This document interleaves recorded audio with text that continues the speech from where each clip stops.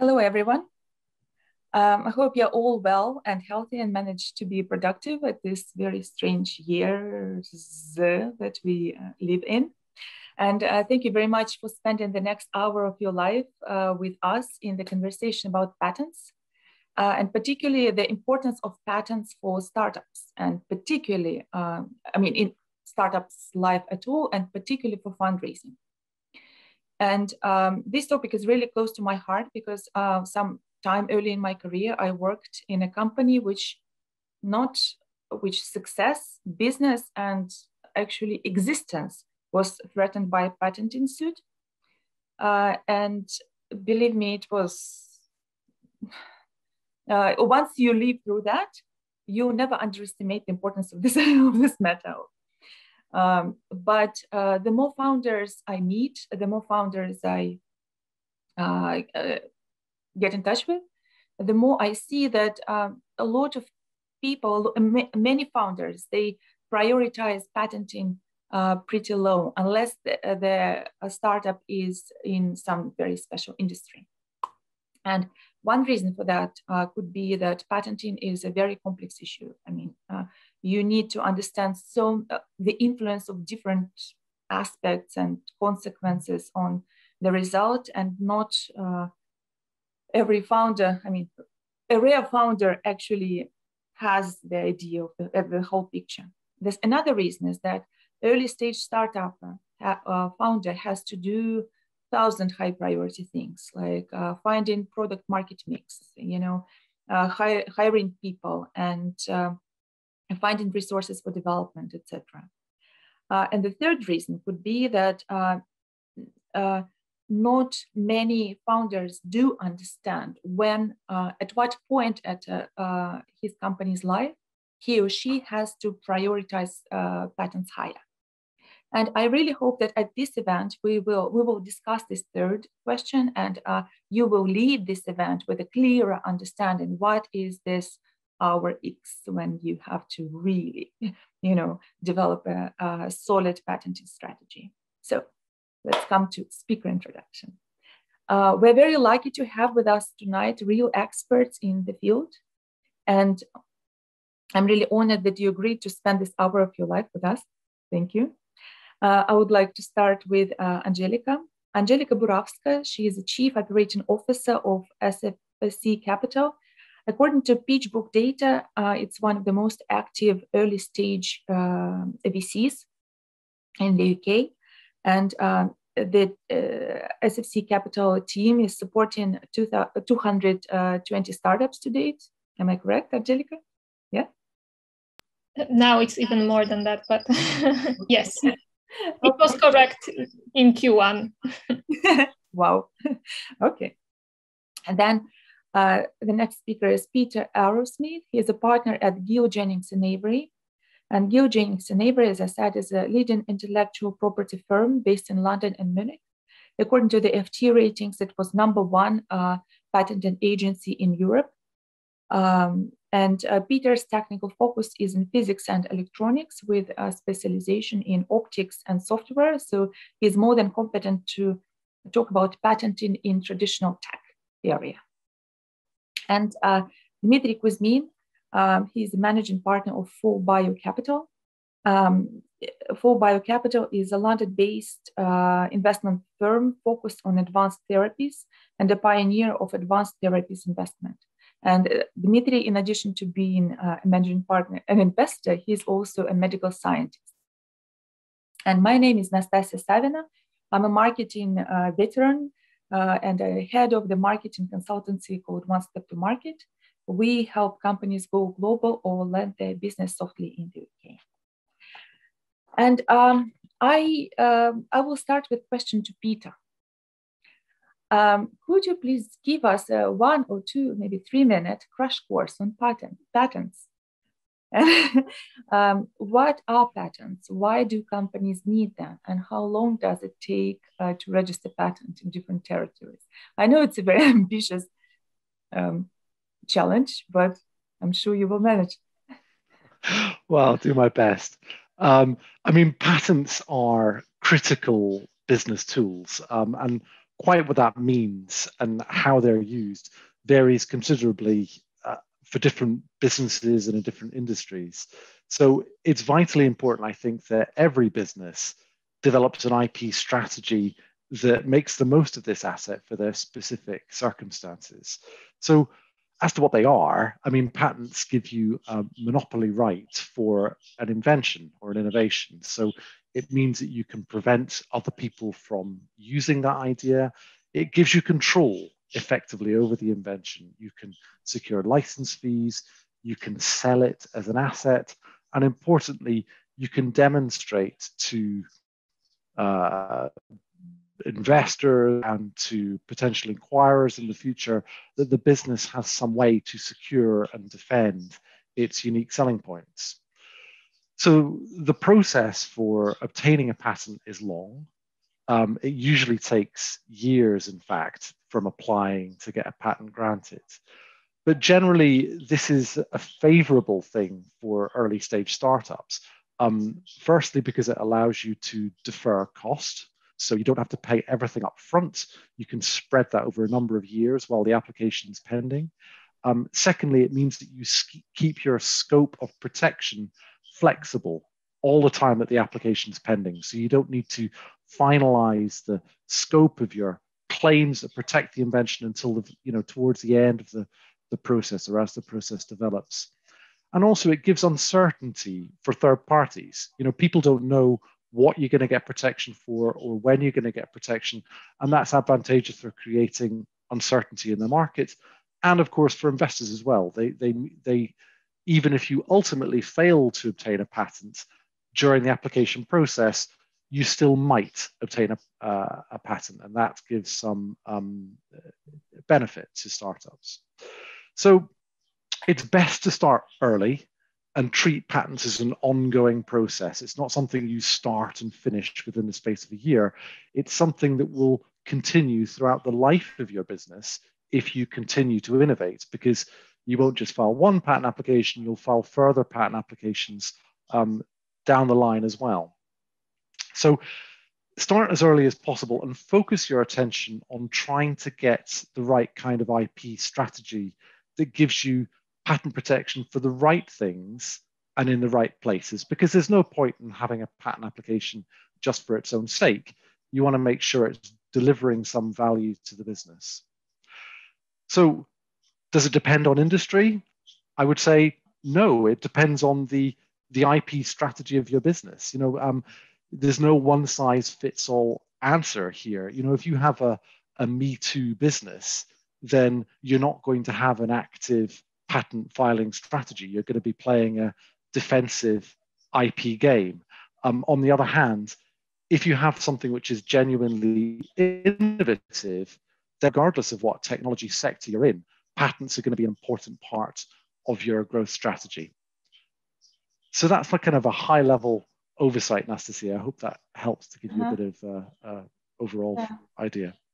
Yes, but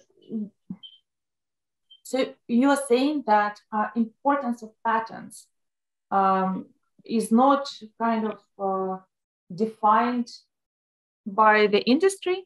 From what I've read before, is that for some industries patents are more important than not, and that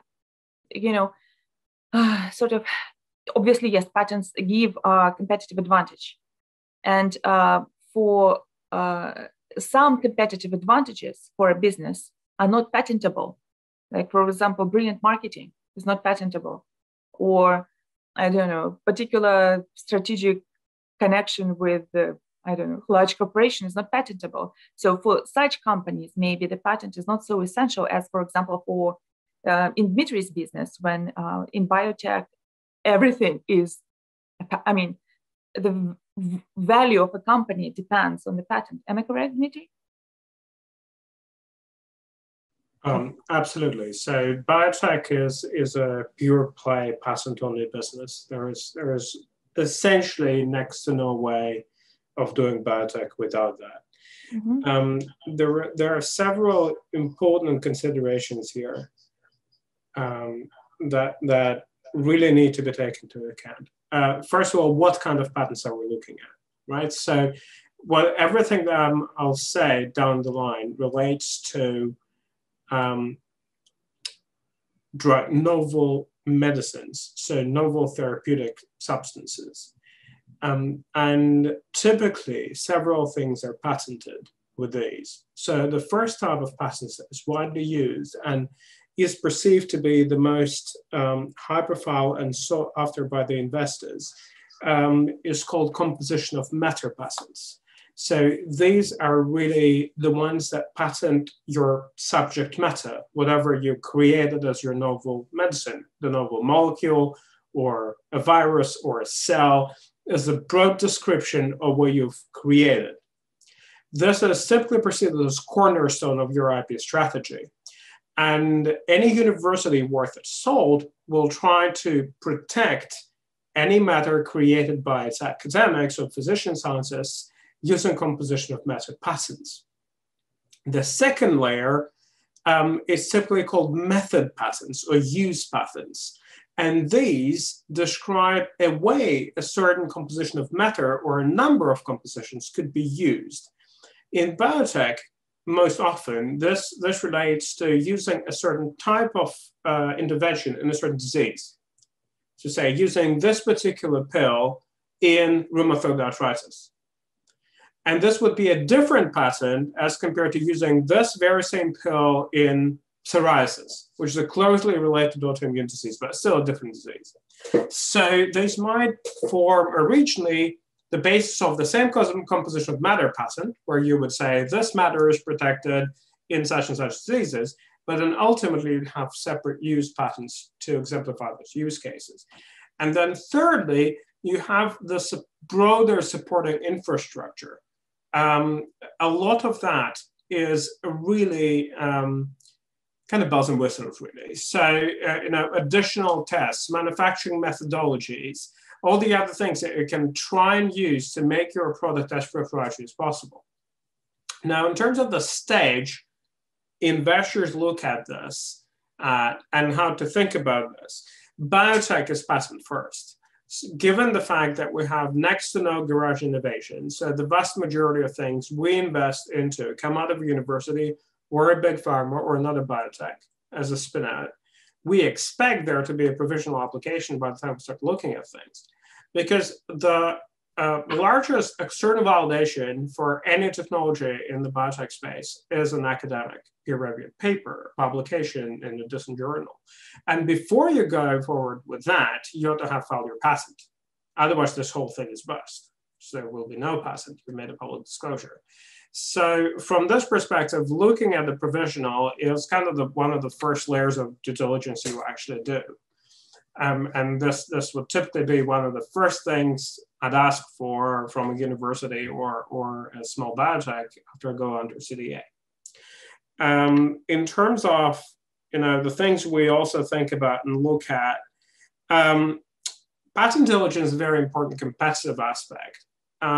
Most people have keywords or alerts for WIPO and USPTO on subject matter of their portfolio companies or of especially their early stage kind of venture creation. We're a venture creation seed investor, so we incubate quite a lot of stuff in-house, and this means we get alerts as soon as folks patent things that are interesting to us.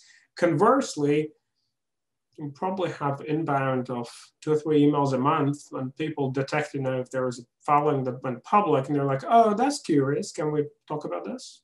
Is this available?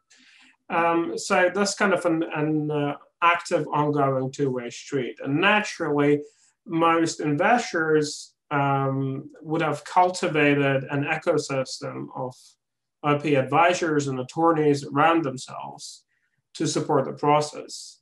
Some firms work with just one firm, some firms work with a number of firms, some have IP counsels on board full time, depends on the investing style and really how much stuff you're looking at. But this is really kind of the key environment we're playing. So to summarize, in biotech, patents are crucial. Composition of matter patents are the most important. Usage and application and manufacturing, all the others are secondary. and really form either the part supportive infrastructure to the composition patents or are the crutches you rely on when there's no patent available. Mm-hmm. There are very few examples where you could navigate without a patent. These should be divided in two different categories. One, for some reason, you quite frankly screwed your patent up, but you still want to pursue the product, which typically in academic spin-outs is through inadvertent early public disclosure. The academics published a poster at a conference before filing a patent, which sadly happens very often. And as well as all the public money comes with an actual disclosure. I've had more than one case where, the EU or Innovate UK or somebody else put an abstract up on their website that we've funded this, and this funded this included the core of the invention. So these happen.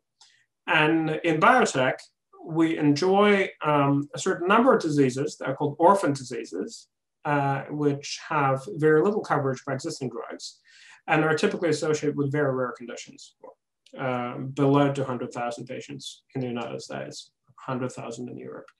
And in these, there is something called orphan exclusivity. And this means that when a drug in an orphan disease comes up in the market, there can be no other drug in the same area for 7 years in the United States, 5 to 7 years, depending on the particular pathway used.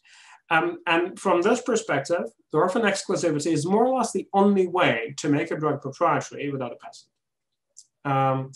And this is how you navigate this if you'd like to protect something, but you have no way to. And the other side of the equation is when somebody has a patent and refuses to give you a license, but you would like to still develop a product. Here we'll land on an issue of what's called similarity. And this is a very large issue in biotech because it is very easy to establish if a small molecule is similar to another small molecule. They have chemical structures you can just compare, and any court can rule on that pretty easily. But establishing whether a vaccine is similar to another vaccine or a gene therapy is similar to another gene therapy is a significantly more complex issue. And so people can try and navigate this to make their product substantially different, to make it beyond reproach, and say, no, actually, that's not the same product. We're not infringing any patents. And there are lots of these borderline cases. So these are the two key things to keep in your mind if you are seeing potential IP difficulties, if your attorneys advise you that it's not working out. Think about whether we can get orphan exclusivity and protect ourselves that way, or can we go and utilize the similarity rules in our relevant therapeutic asset class to make sure we steer clear of others' patents. This is kind of the strategic thought to keep in mind. But am I correct? I mean, the main idea is that in such industries like yours, the business starts with the thought about patenting, if it's patentable or not. It's not like, a startup approaches the issue at the stage A, or later on in it. While, in general tech, this often happens, something like this might happen.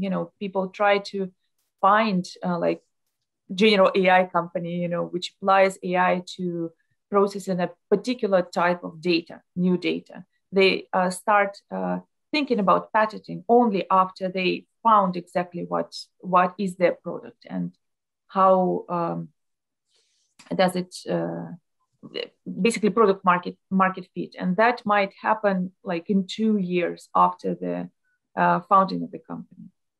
Does it, Peter, does it resemble your experience? Is that what happens in general tech?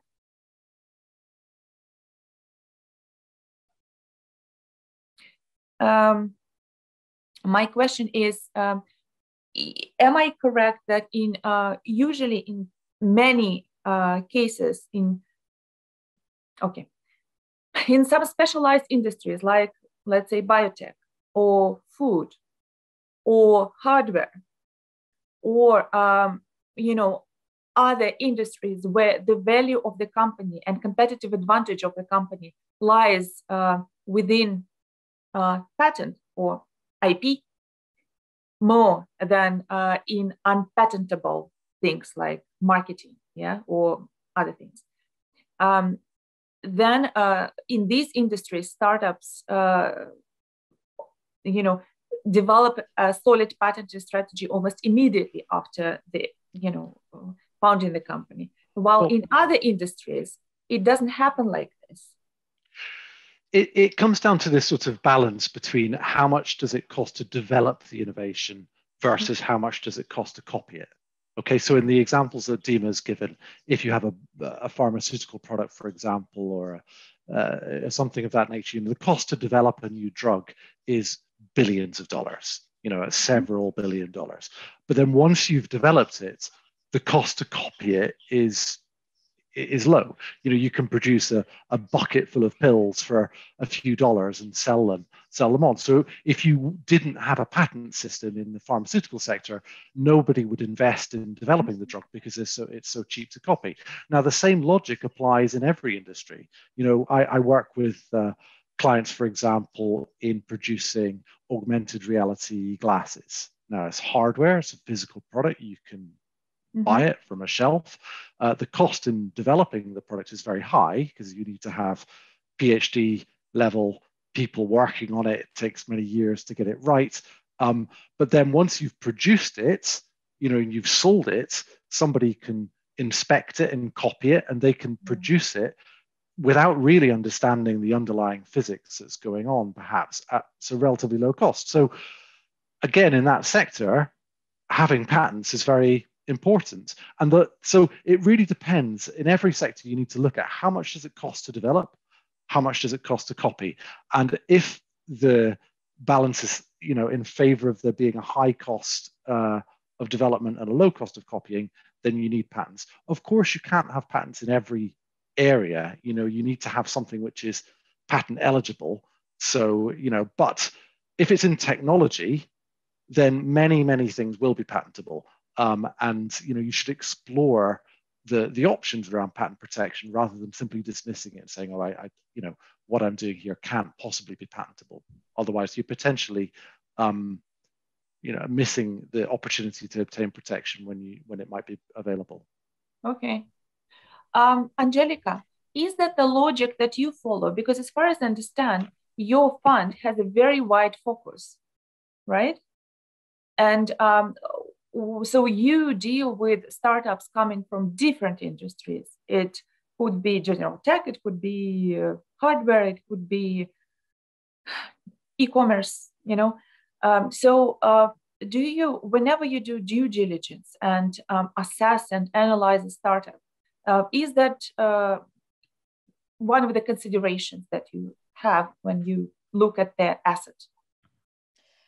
Yes, definitely. However, we will not weight in the same way patents for a food and drink company as we would for life science businesses.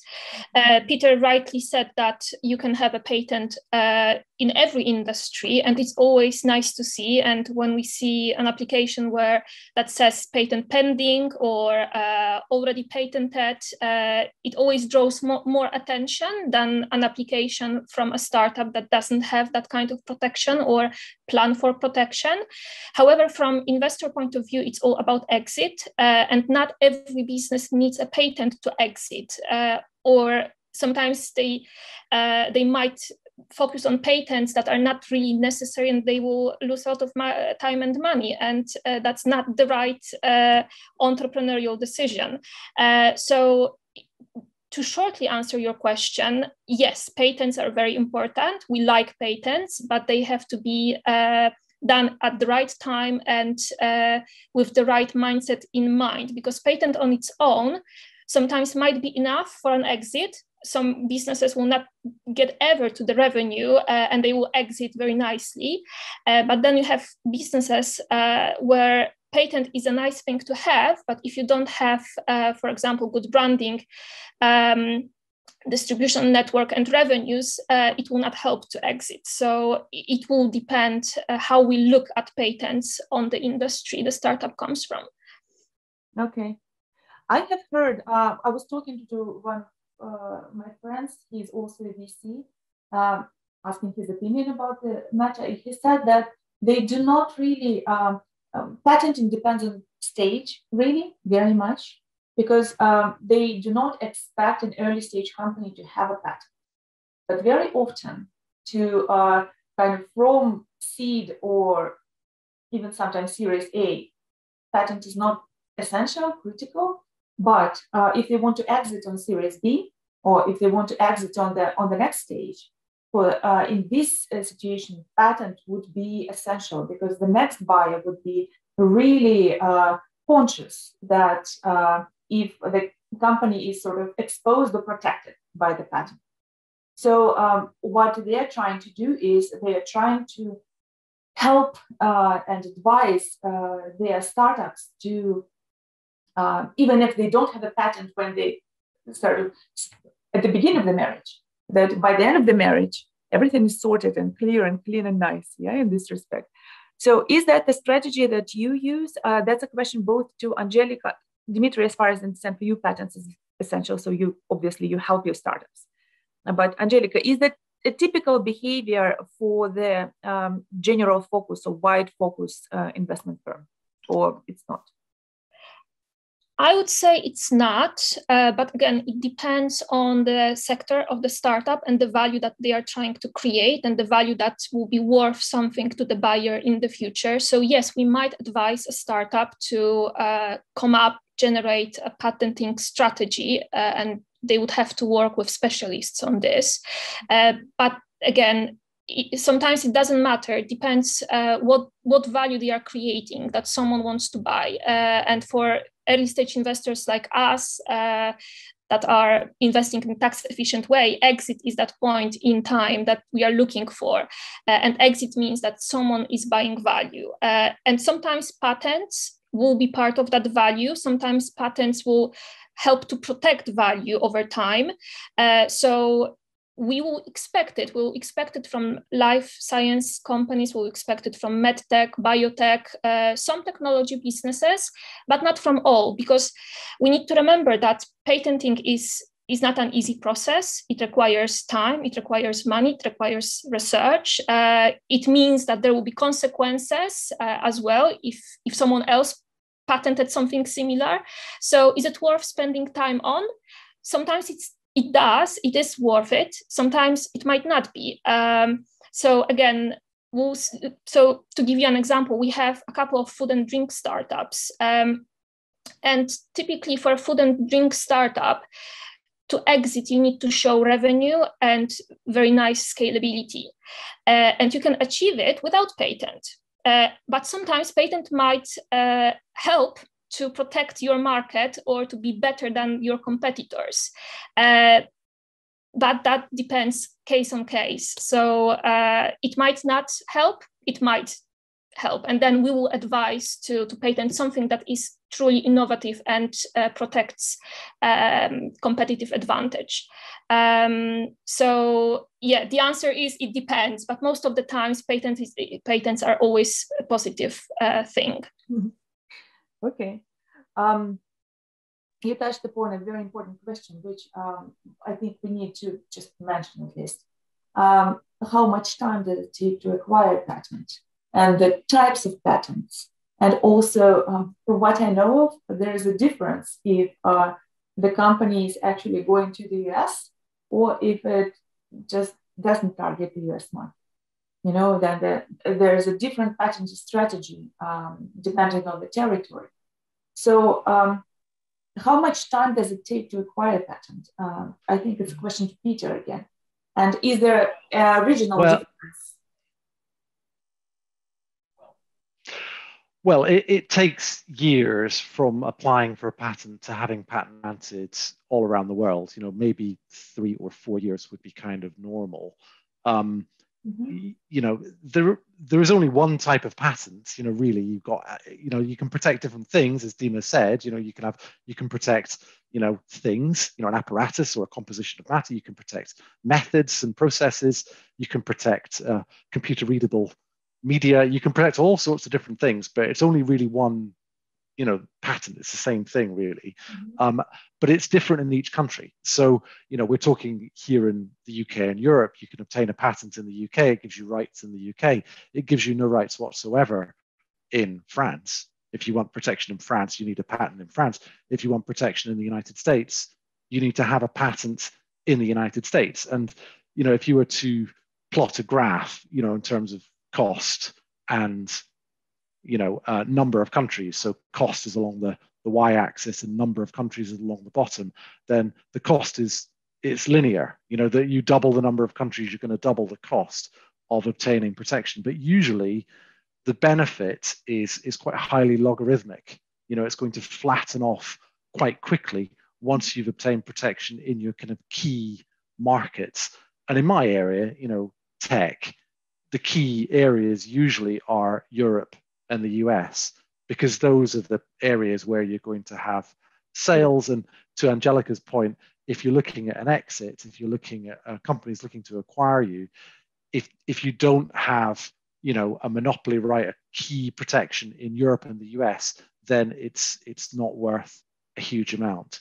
So those are the things that we typically look for in terms of patent strategies. But it really does vary depending on what the business is looking to do as to where they need to have protection, to make sure that in the event of an exit, when someone's looking to acquire value, they see that value in the business, and the IP that they have fits with the longer term plan to generate value from that company. Okay. So then I guess then I will ask the key question to all. So what do you think, how strong is the influence of, even though Angelika already said that it's nice to have a patent. It's nice to have, it's nice when your startup has a patent because it gives you an advantage. But can it be a deal maker or a deal breaker? Does it, in biotech, I assume, it's a deal maker, or absence of a patent could be a deal breaker. But what other considerations could be important as well? How important are patents for in the fundraising process? So I think not as much individual patents as your IP strategy. The investors need to understand that the money they're putting into this are safe from the IP perspective, whether you have what we call the freedom to operate. In the biotech space, this is the paramount question. Can you develop and commercialize the drug that we're looking at? The issue of product market fit does not exist in biotech, because if there is a drug that works, it will typically be acquired, with rare exceptions to that. In particular, obviously, around me-too products, as well as some anti-infectives and so on and so on. But if we're talking about an innovative new drug with an unmet medical need, if it works, there will be a market for it. So when push comes to shove and the big pharma gets into the data room and starts asking questions and setting a price on this to do the exit, the freedom to operate question is very important. Obviously, there's in the law of most major countries, there's something called the research exemption. So whilst you're doing your research use and the clinical trials are within that, no one can prosecute you for infringing on their patents. So this all only starts to matter when you start selling your product or selling your company. But sadly, as they say, if you wait for robins, the spring will be over. So if you're waiting until then to straighten your IP strategy out, you'll have no chance of doing that. So the time to actually do this, or at least very seriously consider where you are, is late preclinical to early clinical stage. And at that stage, you really ought to get your house in order in terms of patents. But in terms of the deal making or deal breaking, IP strategy is the deal breaker in about 30% of things I look at. And it's— You mean wrong or— wrong, or unconvincing, or super competitive and contaminated, or actually the patent itself being contaminated and no hope of rescue by a follow-on product, and so on and so forth. So it is a major, major issue. And we do IP diligence on everything. We typically do an FTO, a full-blown FTO, even on seed investments. because by nature of seed investments being larger in biotech, our typical seed is 5 to 10 million. So with this, we do FTOs. So it's both a deal maker and a deal breaker. Okay, I see. Angelika, can you add something to this? You already mentioned that it's important to have. Can it be a deal breaker? It can be definitely a deal maker. It doesn't have to be a deal breaker. Depends on the industry that the startup is in. I have to underline again that it's all about the value at the exit point. And for different startups, that will be different value. For life science companies, revenue almost doesn't matter if they develop something very innovative. So as investors, in this case, we want to see patenting strategy. We don't expect them to have patents in place when they come to us. It's probably too early. We'll just give money on the basis of how credible they are and every other item on the due diligence list. But for consumer products companies, it's not a deal breaker if they don't have a patent. They need to have other things that are more important for the future exit. But if they have something that is patentable, that's even better. Okay.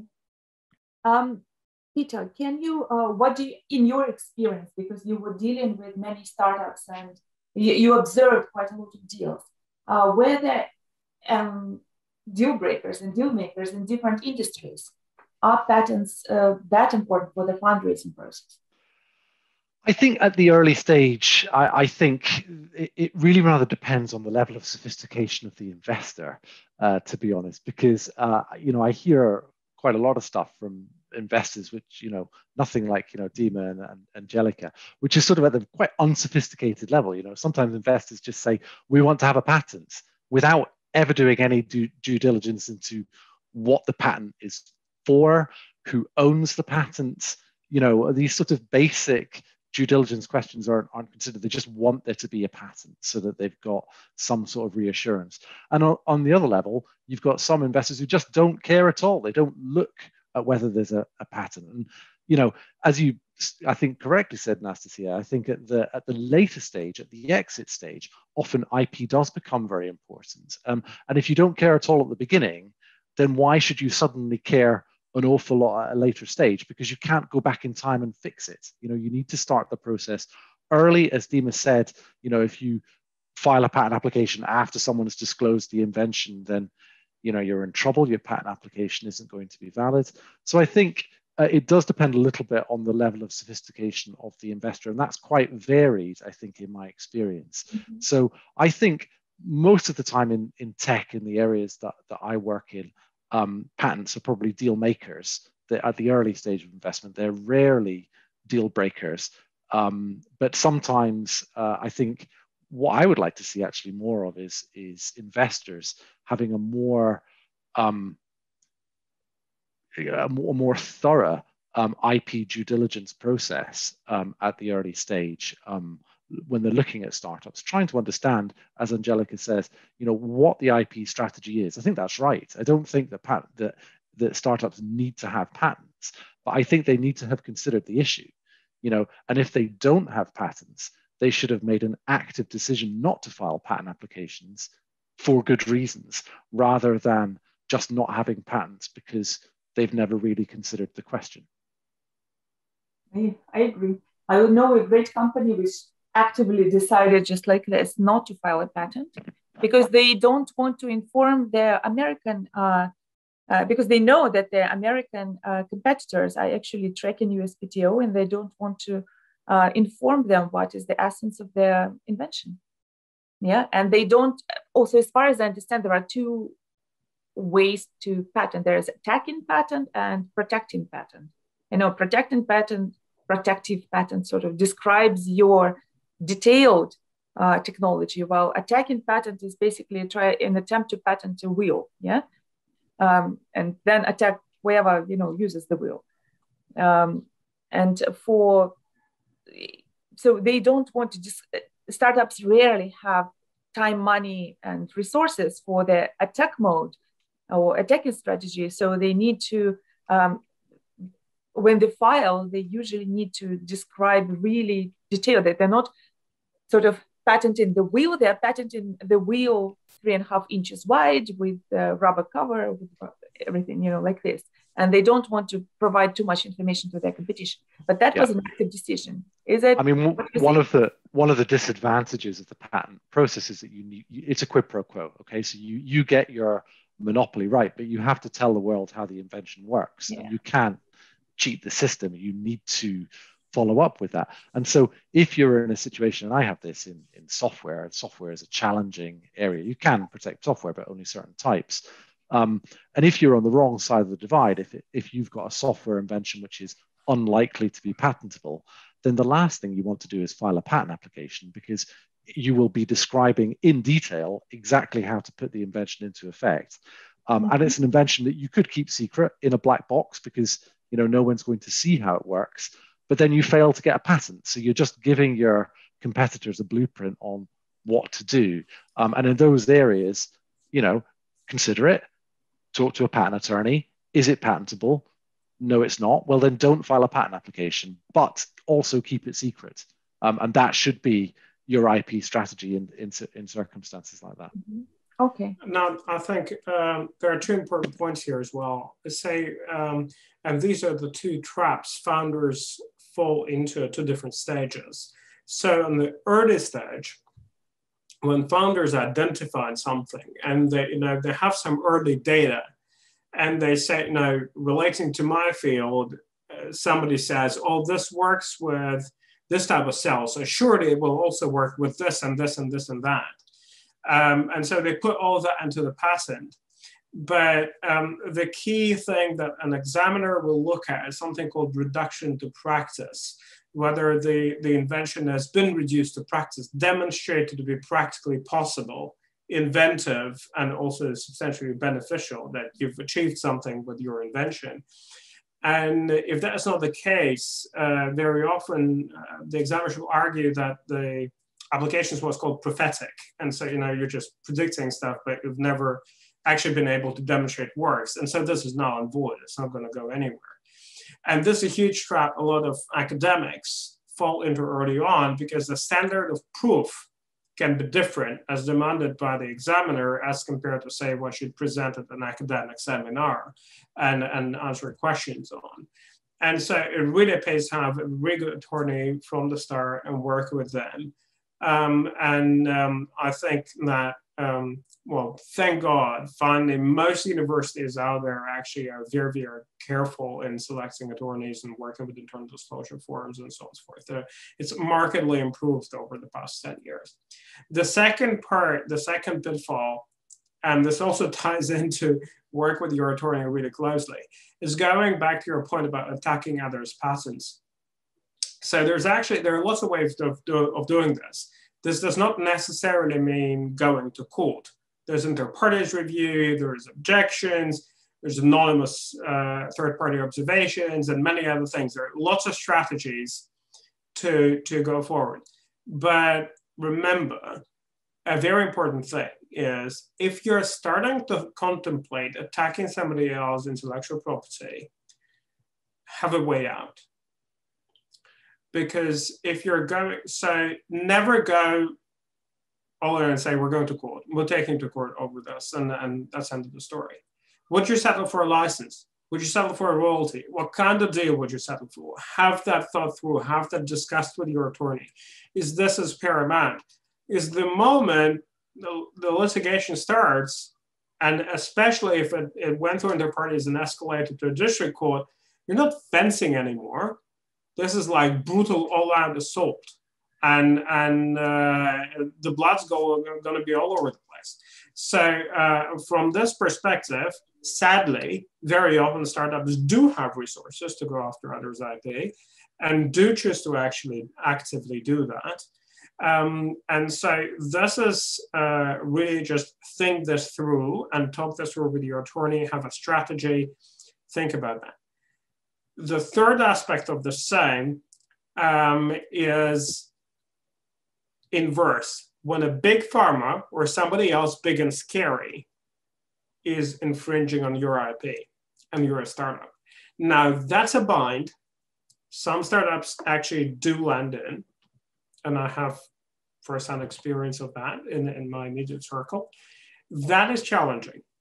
And securing good representation, and again, sorry, paying for good attorneys is really important, but also, again, having a business strategy here. What are we actually trying to achieve?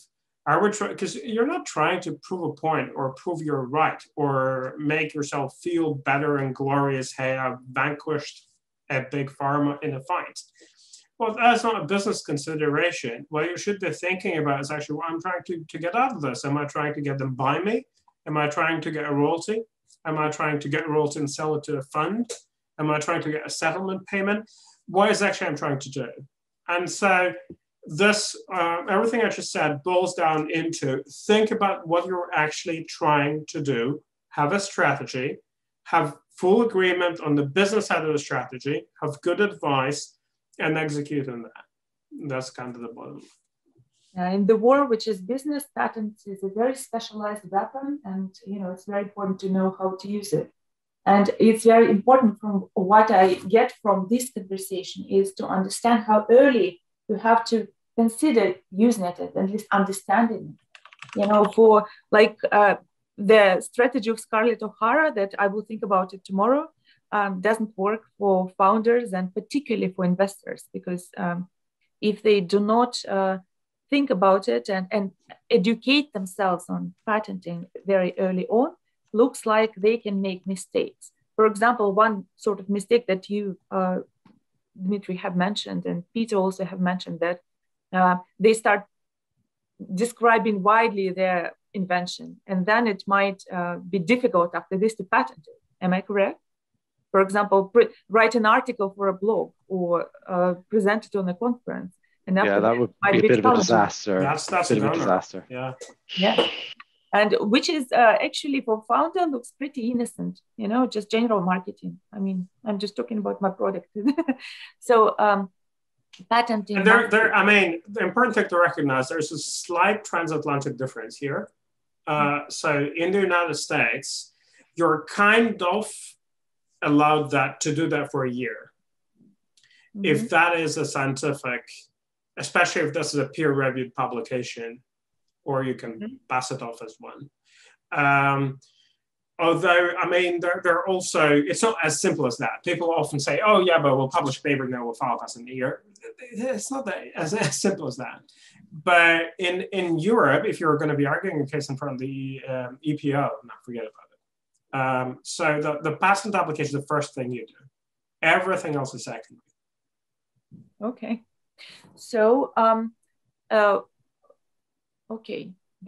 So you just, the key takeaway for, help me please formulate the key takeaways from this panel, both for startuppers and for investors. And please correct me if I'm wrong, if I understood anything incorrectly.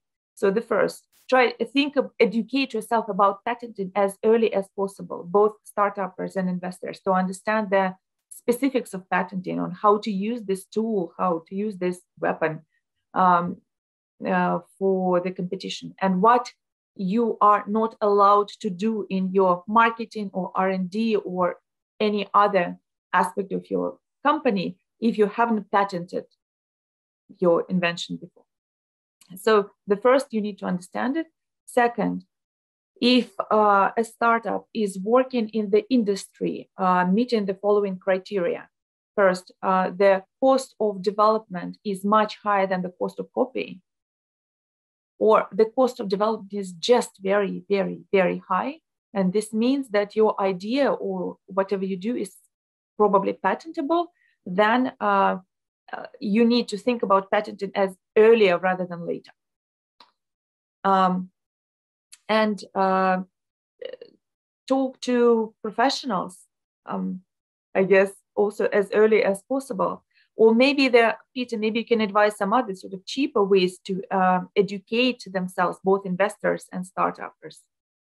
Are there any sources of wisdom? you'll always find a patent attorney who will talk to you for free to begin with. And I would recommend that you do that. Have an initial conversation with a patent attorney and they'll talk to you for free for half an hour or so, and you'll get a little bit of advice that way. But, there's no shortcut to this. If you go cheap on a patent application in the early stages, you'll regret it for a long time to come, because you can't correct these mistakes. Once it's there, it's there. You can't change it. As ever, I think the cost of good advice is usually worth paying for, I think. So it is something that you need to budget for. It needs to be part of your annual budget. You don't need to necessarily spend a fortune. You just need to make sure you have the right protection in the right places. Sometimes I meet businesses and they've got patent applications all over the place. They've got patent applications in strange countries, and you think, well, why on earth have you done that? You've just spent a load of money on, filing patent applications that you don't need. Make sure that if you do have patent applications, you have them for the right things in the right places, and that will help to minimize the costs that you're going to incur. But they are inevitable costs, and if you want your business to succeed, it's putting an IP strategy right at the heart of your business is really important. Okay, thank you. I think now it's the time to. We have quite a lot of questions. Let's start with the ones on the chat. The question from RK: does Uber or Airbnb have patents? If yes, then on what aspects? Operational processes or other IPs? I guess it's easier to check SPO to see what is filed for them. Helen Jones asked, does the defensive value against competitors innovating in the same technical area or filing your own patent application differ industry to industry? Peter, you might know this. Does the defensive value against competitors innovating in the same technical area of filing your own patent application differ from industry to industry? I don't think that it's industry specific. I think that it really depends on the it depends on the company. I think. I mean, sure. Certainly, if you're in Dina's area, you're in biotech, having a patent is going to be super important. You need to have one. But having a patent in any sector can be important if that's where the value is in your business. So I don't think it really matters so much. I think sometimes it's the wrong focus to think about, what industry am I in, and therefore do I need a patent? Anyone might need a patent. Mm-hmm. Okay. There was a question from Anshu if there will be a recording available. Yes, the recording will be available, and I will send you the link in the follow-up letter. Okay. Deepu James asked, is it worth applying for a UK patent? The area covered is very small. What do you think, Peter? Question probably to you. I mean, yeah, in the right. It depends, and if you're producing some sort of physical product in your small business and you're only planning on selling in the UK, then sure, But if national ambitions, then having protection only in the UK is unlikely to be worth very much. So, for most businesses with a bit of ambition, having protection only in the UK is probably not going to be adequate. You're probably going to want protection in, Europe and the US. But it really just depends on the scale of the business and the product that you're talking about. Okay. Oswald is asking, what is your opinion on patent protection in countries like India, Vietnam, Turkey, based on US patents? Virtually zero value? Question mark. Thanks a lot, Oswald from IDEX from Austria. Well, I'm happy to give my opinion on it. I mean, it just depends. I mean, if you're talking about a pharmaceutical drug, which is been cost billions of dollars to develop, having a patent in Turkey is going to be worthwhile, because if you don't have one, it would be worth a competitor setting up a factory to sell that product only in Turkey. But if you're talking about some sort of mobile phone based patent, is it worth having a patent in Turkey when you already have one in the US, the UK, France, and Germany? Probably not, because you're not going to modify the mobile phone to have a kind of a Turkish model. You're going to have a single phone which you produce for the whole world, which is the same everywhere. You're not going to be bothered about the fact that there's a patent only in Turkey. So it depends. That really does depend on the sector as to whether or not there's value. In my area, in tech, typically having patents in places like Vietnam and Turkey is not really of great value. We would look at protection in Europe, US, China, Japan. Those would be the sort of top places. Okay, I see. There was a question previously written by Mark Paul to Dmitry, I guess. What value do patents provide to pre-commercial biotech companies? The background behind this question. Patents only last 20 years, but it takes about, approximately 30 years for a biotech product to progress from discovery at university to a commercial sale. And by then, the university's patents on the product will have expired, adding no value. So why bother? Do you have an opinion? Yeah, I think this is a grim perspective on the actual time it takes to push a biotech to a sale. I believe that the average patent life left on a drug after it is approved to be marketed in the United States today is about 8 years. So this means that it's a grand total of 12 years from applying for a patent up until you're granted, and then all the way to approval. Plus there is an extension, potentially, okay? So it's not that bad. And the value is really, really high. So I would just beg to differ on the 30-year mark. I don't think that's true. And to give you an example, many of the cell therapies in cancer approved, so 2 cell therapies approved earlier this year in 2 different blood cancers are both about 8 years old. And they've just been approved to be marketed. So their patents run on late 2030s. Okay. Yeah, so I guess, the drugs are being discovered, the whole cycle shortens significantly. That is correct. Although I do not think that it's ever been 30 years in the first place. Okay. Anshu asked the question which I wanted to ask. Thank you very much, Anshu. How do you protect against copyright IP infringements in places like China where the courts won't protect or enforce patents? Comments? Peter? Well, China is a difficult place for IP protection, but the courts in China do enforce IP rights. It's often they enforce Chinese IP rights, but they will enforce IP rights owned by Western companies as well. And the simple answer is if you don't have protection in China, there's nothing you can do.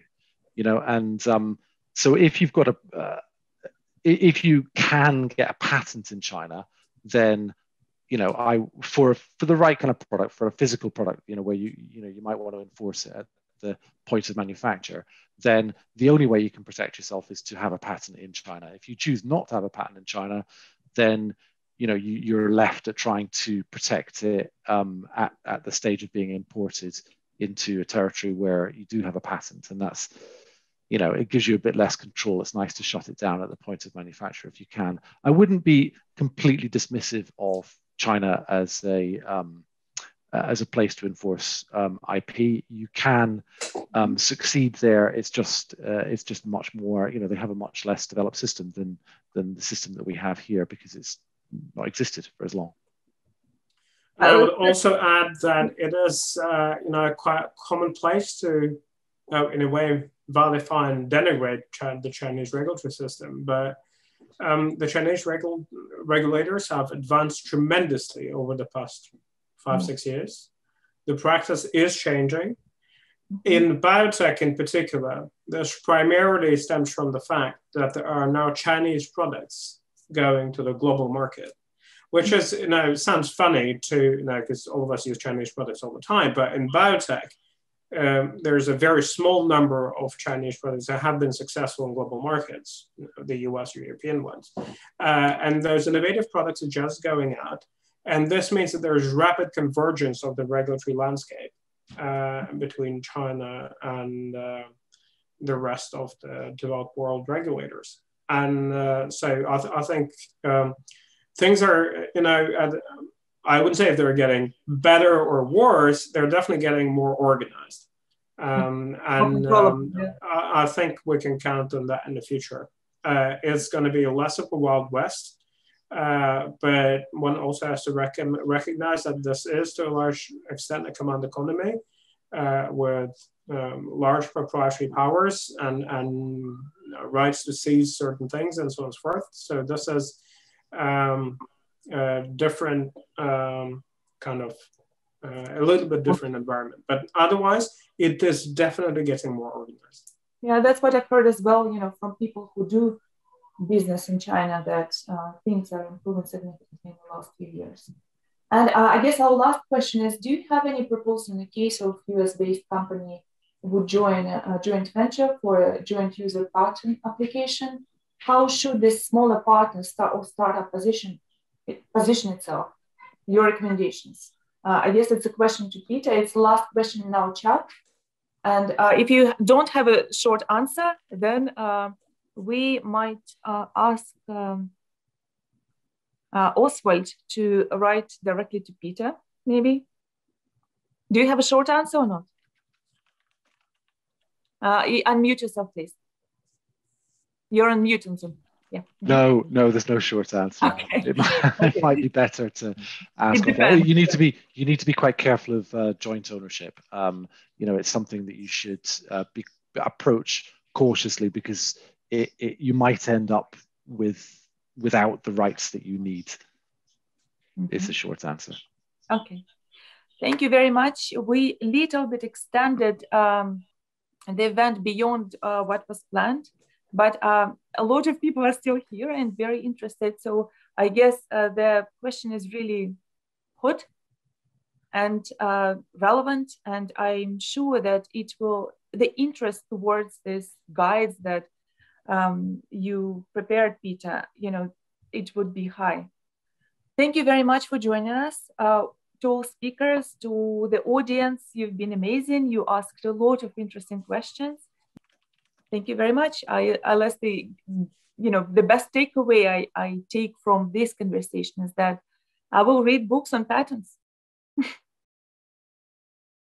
Thank you.